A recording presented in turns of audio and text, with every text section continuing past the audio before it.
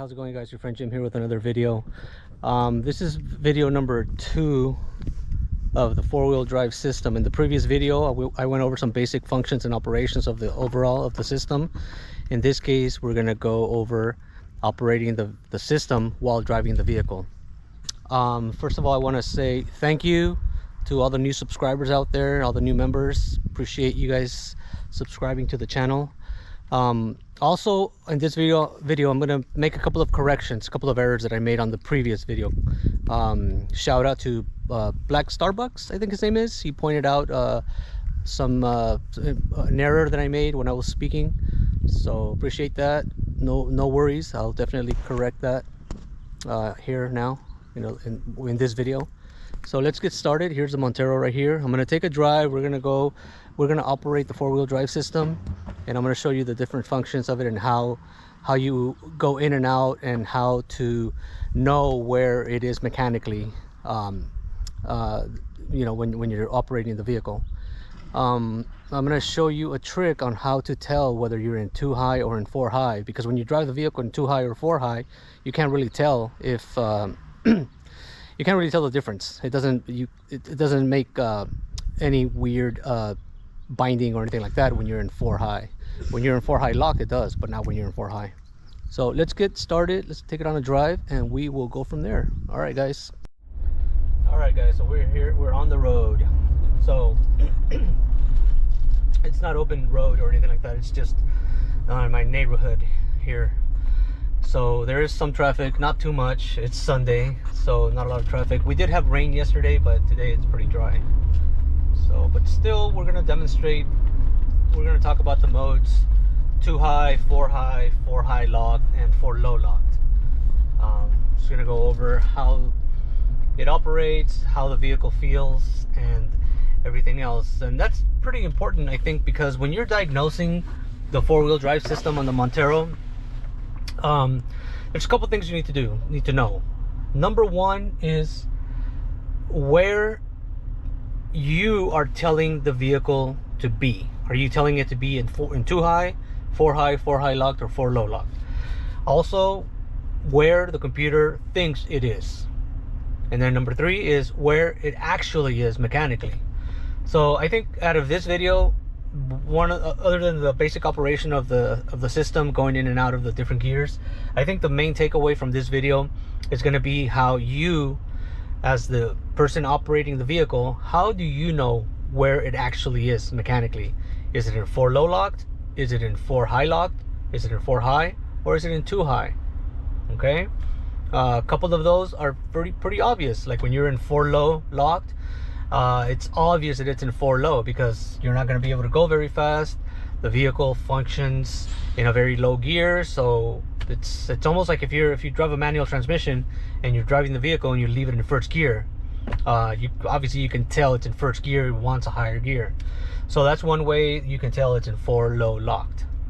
And then 4 high locked, you can also tell because there is, when you're making a turn, let's say you're making a turn in 4 high lock, there's a binding on that you feel. And the reason for that binding is because when you're making a turn and you have the center differential lock, the front shaft is going to be wants to be turning a little bit faster than the rear shaft, but it's mechanically connected, so you're going to feel that binding. That's the reason why there's absolutely no need to ever drive your vehicle in 4 high locked on dry pavement. Do not do that. There's no need to do that. You want to use 4 high locked in snowy roads, sandy roads, something like that. Even 4 high, not 4 high locked, just 4 high. I don't see the reason why you need to drive your vehicle in 4 high locked. I guess if it's rainy and slippery, yeah, you can do that, but on a regular basis, there's really no need to drive it in 4 high. You just have more moving parts, and it's not necessary. You're gonna waste more gas, and it's just not necessary. And then 2 high, well, 2 high is just 2-wheel drive. It's only driving the vehicle with the back wheels, and that's it. and that's too high. That's where we're at right now. See, it's in too high. Move this cord out of the way. So right now we are currently in too high, and you can see that the little lights, only the rear lights are on. Now I'm driving here. I'm driving about 35 miles per hour. We're gonna move the lever to 4 high. There we go. See the front wheels start blinking, and then the front wheels engaged, and now we are in 4 high. So when you go from 2 high to 4 high, you're moving this lever. Again, like I said before, that lever is not a mechanical connection to the transfer case. That's just basically a switch. With that switch, you're telling the computer where you want the 4-wheel drive system to be. So you go to 4 high, the computer will move the transfer case first, the actuator in the transfer case, put it in 4 high. 4 high. It has a detection switch, 4 high detection switch. Once the computer confirms that detection switch input, then it activates the 2 solenoids under the airbox, sends vacuum to the actuator to the front for the front differential, engages the front differential to the hubs. There is a freewheel detection switch at the front differential, letting the computer know that everything is engaged and everything's okay. And that's when the computer stops flashing the front wheels and just leaves all 4 wheels on solid like that. So we are currently in 4 high. Now 4 high, basically it means that we engage the front differential to the hubs, and we put the transfer case in 4 high. So now there's a connection between the front shaft and the rear shaft. It's not a 100% mechanical connection between the 2 shafts. It's basically connected through a viscous coupler. It's a coupler. It's connecting both shafts through that coupler, and it uses fluid to transfer the power to the rear shaft and to the front shaft. Basically, that's what it is. It's almost like a little torque converter. Almost like, picture how a torque converter functions. Part of the torque converter is connected to the flywheel. The other part is connected to the input shaft of the transmission, and it uses fluid to transfer that force to the other side. And that's basically how the viscous coupler is working in 4 high.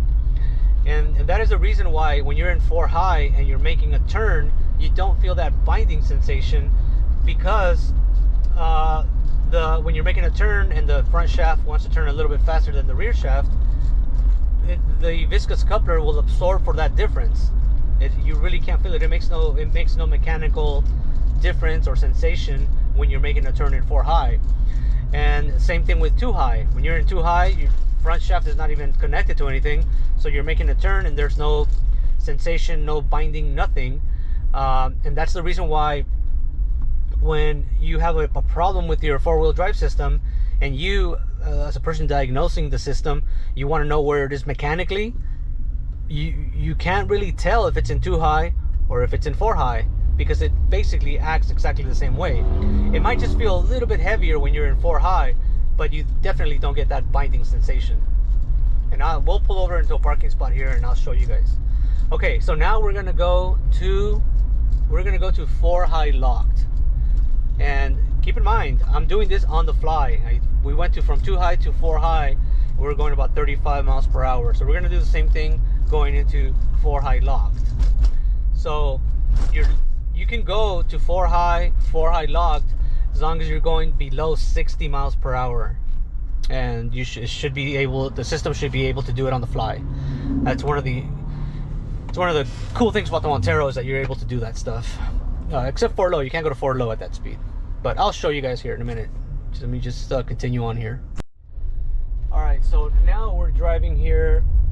Got a pretty good stretch of road here that we can mess around here with the 4-wheel drive system. So as I said before, currently we are in 4 high. You can see the switch right there, 4 high. The wheels, the little indicator here, it's indicating to us that it is in 4 high. And so that this matches to that, and the vehicle is in 4 high right now. Okay, so now I'm going to go to 4 high locked, and then you see what the lights are going to do. You see the center differential light came on, and basically it locked the front shaft to the rear shaft inside the transfer case. So now we don't have a viscous coupler, we have a mechanical connection between the front shaft and the rear shaft inside the transfer case. Almost like when you have lockers in one of your regular differentials, you lock your locker, now both shafts are basically mechanically connected together. Exactly the same thing, but in the transfer case for the front shaft and for the rear shaft. Okay, so now, right now, and I did that at about 35 miles per hour. Now, what about if I want to go to 4 high? I mean, 4 low. Let's try it. Let's see what happens. Do you think it'll let me go to 4 low? Let's see.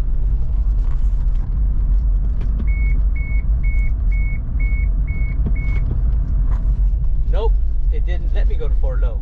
Why? Because to go from 4 high locked to 4 low locked, two things. One, you have to be going 0 miles per hour. Number two is the transmission has to be in neutral. So I put the switch, I put the lever to 4 low locked, and the computer told me, no way, man, you're not 0 miles per hour and you are not in neutral. Okay guys, so I just pulled into this parking spot here, and what we're gonna do is we're gonna see the differences, how the vehicle feels, the difference in how the vehicle feels when it's in 2 high, 4 high locked, and 4 low. So let's see here. Right now I just moved it over. I moved it over from 4 low locked to 4 high locked to 4 high. So 4 high locked to 4 high, and now I'm gonna go back to 2 high. So there you can feel the thump at the bottom of the vehicle, and then the lights stop flashing. So right now we're in 2 high. Now I'm just gonna drive around here, and you can see it's driving like normal. 2 high, no binding, just drives pretty normal. Everything feels normal. So come back around here, and now we are coming to a stop, and we are going to go to 4 high. So that's 4 high right there. I felt the thump, lights came on, it's in 4 high. And again, we're driving, no binding. I'm making turns here, no binding, feels pretty normal. Maybe, I guess, if you're used to it, it feels a little tiny bit heavier, because obviously there's more moving parts. But as far as, you really can't tell if it's in 4 high or in 2 high. This is something that you can't really tell. So if you're diagnosing the system and you need to know where it is mechanically, it's hard to tell whether you're in 2 high or in 4 high. This is what you want it to be. This is what this switch is telling the computer. If you have a problem with the system, this is going to be here, that's going to be flashing, so you're not going to know where it is mechanically. So that's one key important thing to know on these systems, is how to know whether you're in 2 high, 4 high locked, or 4 low locked. So right now we just went 2 high. You're driving, you can't tell it's in 2. It's in 2 high, you can know it's in 2 high, but even if it wasn't stuck in 4 high, you can't tell the difference. I'm gonna show you how to do it. Okay, now before we get to that, we'll come back to that, but right now let's go to 4 high locked. So I'm gonna move the lever to 4 high locked, and you'll see right there, center differentials flashing, and there it came on solid. That means that it engaged the center differential. So now I'm driving the vehicle, center differentials locked, and I hear the binding. I can hear it. Definitely feels different. Not supposed to drive the vehicle on dry pavement like this for an extended period of time. So definitely can feel the binding. I can go fast though. See, I can go a little bit fast, at least, 20, whatever. I can go fast in 4 high locked. All right, so let me go back to 4 high. I'm gonna go back to the area where I was, because there's less traffic over there, less cars. Currently at the Lowe's parking lot in Torrance, right next to the Torrance airport. But let me go back to that area over there. Okay, so that I went to 2 high so I can make these turns and everything. I'm sorry, 4 high. So I'm no longer in 4 high locked, but you can see, as I demonstrated, when you're in 4 high locked, you're trying to make one of these turns, you can definitely feel the binding as you're making the turn, but you can gain some speed. So now I'm going to go to 4 low locked. Okay, so that's a 4 high locked. Now I'm going to go to 4 low locked, and doesn't let me. Why? Because it's not in neutral. So I put this in neutral, put it in 4 low locked, and then see the 4 low light came on right there. Go back to neutral. Go back to drive. Now we're in 4 low locked, and you can tell it's in 4 low. Obviously you can tell because you can't really go that fast. It's like when you, like I was saying earlier, when you have a manual transmission and you're stuck in first gear, and then here we're making the turn. I can feel the binding. So you know that this is how it feels when you're in 4 low. So it definitely feels different than 4 high locked, because you're in that really low gear, and you can feel the binding as well. So this is 4 low locked. Okay, now going back to what I was saying at the beginning, how do you know when you get out of 4 low, go all the way to 2 high? There, go back to drive. So everything,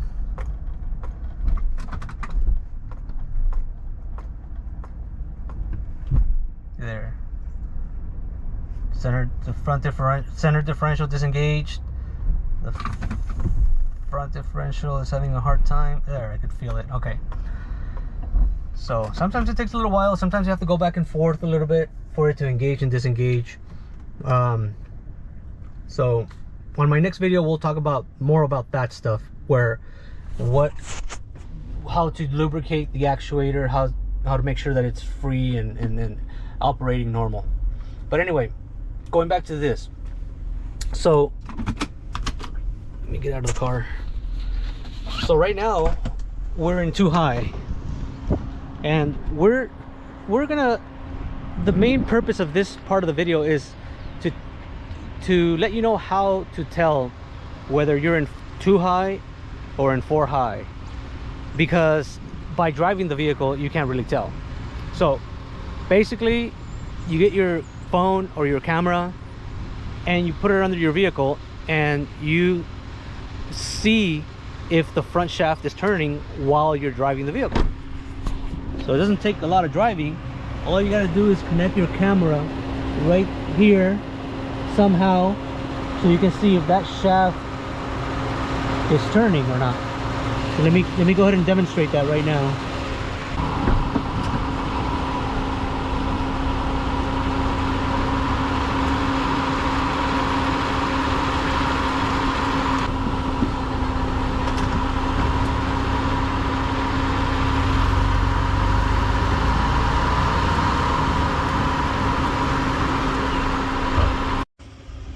Alright guys, so this part I'm recording with my phone.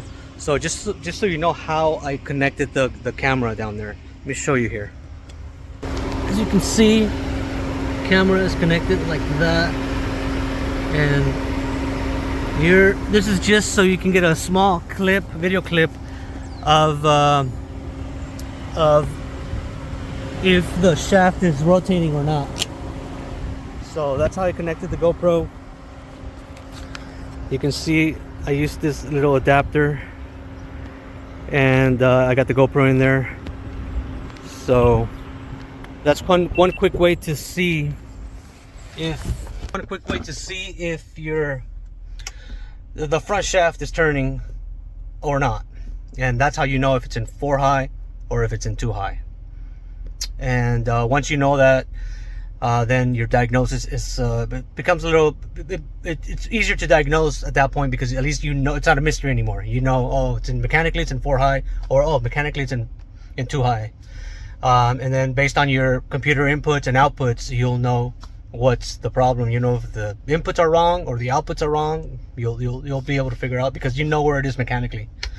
All right, guys. So you decided to use 4 high on your Montero. Okay, this is just for illustration purposes.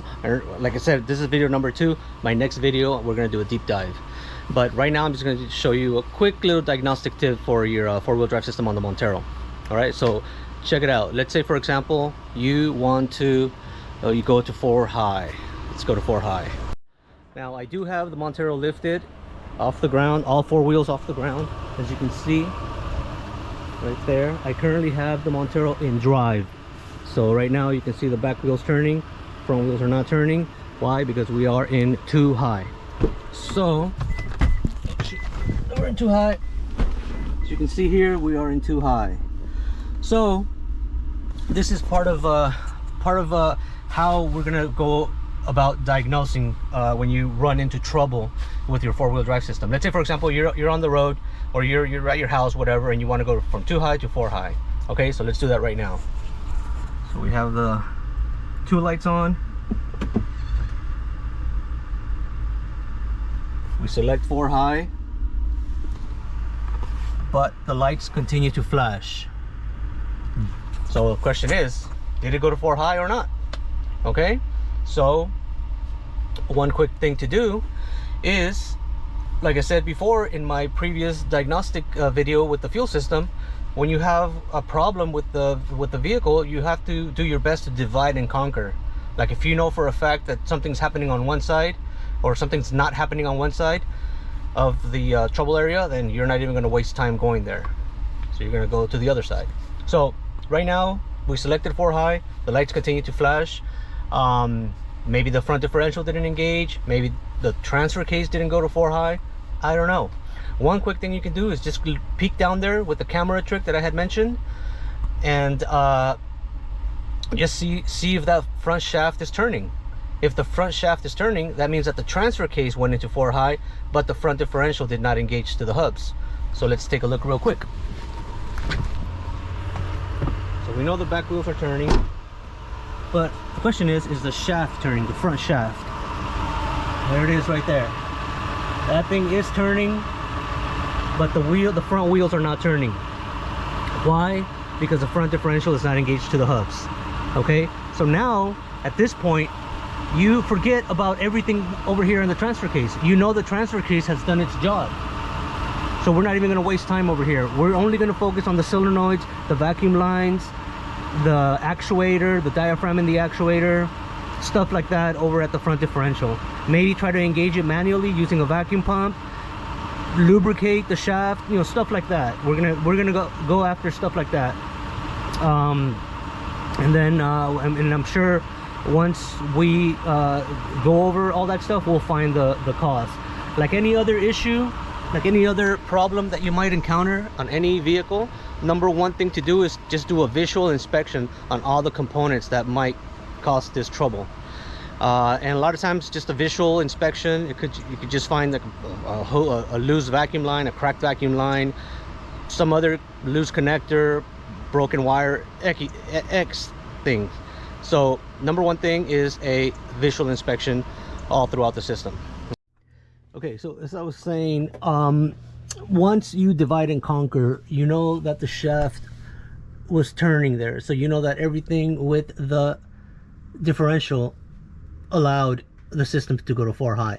It's sending power, it's sending rotational force to the front shaft, to the front differential, but the front differential is not engaged to the hubs, and that's the reason why the lights continue to flash and the wheels were not turning. The lights continue to flash because the computer did not receive confirmation that the differential is engaged, and if it does not receive that confirmation, that means that this shaft didn't move, didn't engage the front differential, didn't engage the hubs.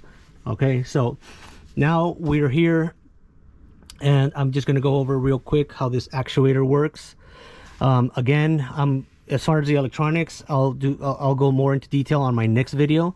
Right now we're just going to see how this mechanically works, this little actuator here. Obviously we know that it has a vacuum line. It's got the vacuum line with the blue stripe that goes on the passenger side. We have the vacuum line with the yellow stripe that goes on the driver's side, and one of them engages and one of them disengages. So let's say, for example, you lose vacuum. If you lose vacuum, the system defaults to engage. It defaults to 4-wheel drive. See, I'm turning the wheel, and I know that this hub is connected to this guy, because if I turn, and also this side, if I turn this wheel, it's turning the shaft. Now let's use this vacuum pump. I have a little vacuum pump here, zip tied. This is my other hand here. So I'm gonna put this vacuum on the side where the yellow hose goes. Okay, so that's gonna move the shaft towards the differential. See how it's moving there? It stopped moving, but if I rotate the wheel, now I rotate the wheels, and now it disengaged. Now this differential is not engaged to the hubs. See, I turn the hubs, I turn the wheels, and the shaft does not turn, the front shaft. See, this wheel's turning. So now these are freewheeling. There's no mechanical connection here. All right, but let's say I remove the vacuum. Let go of all the vacuum. You see the shaft moves a little bit towards the passenger side. Now it engages. See? So that's what I'm trying to tell you, that if you lose vacuum, the system will default to engagement. So in order for it to be disengaged, we always have to have vacuum on the line that has the yellow stripe. So this line here, we get a vacuum from this little vacuum tank, and we disengage. Wait a minute. Oh, we lost vacuum because this vacuum pump. I have to tighten this little thing. All right, so now we engage again. Now we are completely disengaged.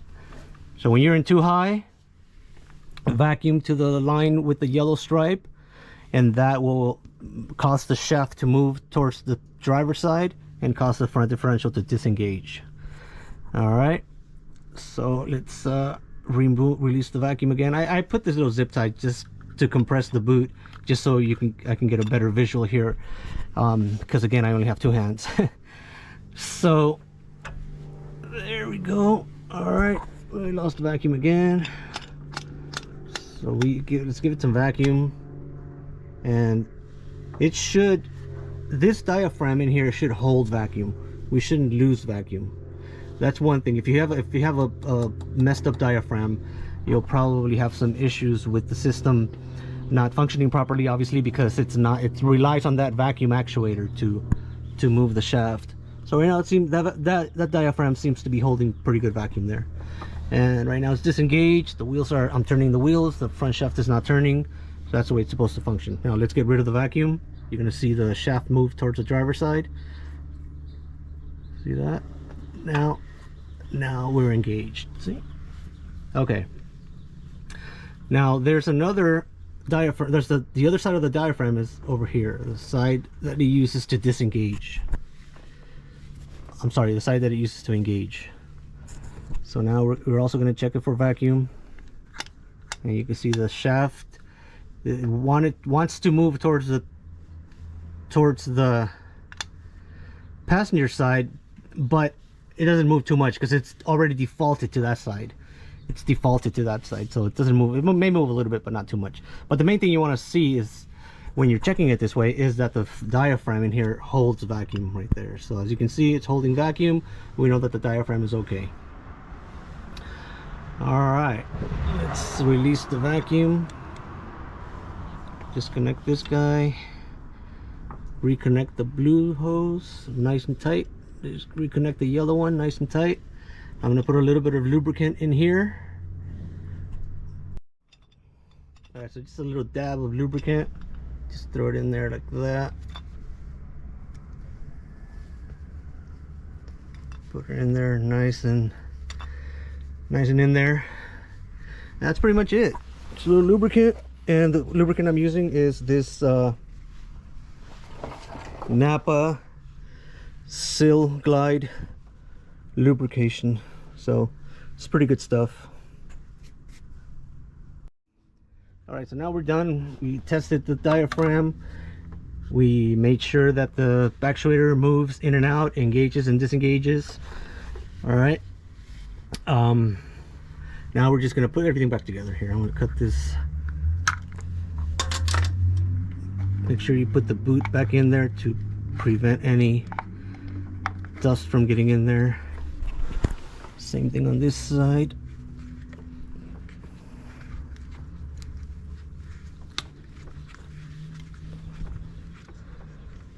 Make sure the boot seats really nice on both sides. All right, and there's cutters. Get my vacuum pump down. It's gonna fall. Rather, it's gonna fall on me. There you go. Got it. Okay, so that's pretty much it. Let's see. So, guys, let me get out of here. All right. So this pretty much concludes this video. Thank you guys so much for watching the video. Greatly appreciate it. And like I said, on my next one, we're gonna go deep into the system's electronics, and the computer and everything else. Right now, this video number 2 was just to give you guys like part 2 of what we did last time, and I hope this helped some of you guys understand the system a little bit better. Thank you guys for all the guys that comment and maybe correct me on some things. Greatly appreciate that. Don't mind. I don't mind being corrected sometimes. Obviously, that's we never stop learning. It's always we learn something new every day, and I hope that my videos help you guys understand the system a little bit better. Alright guys, so this pretty much concludes the video. Thank you guys for watching. I know that I recorded some stuff yesterday and then some today, but I just wanted to include everything in the one video just so you can have all that information. So greatly appreciate you guys watching. I want to thank all the new subscribers again, and if you watch this video to the end, please like, share the video, leave me a comment. I always appreciate that interaction with you guys. Greatly appreciate it. See you on the next one. Thank you.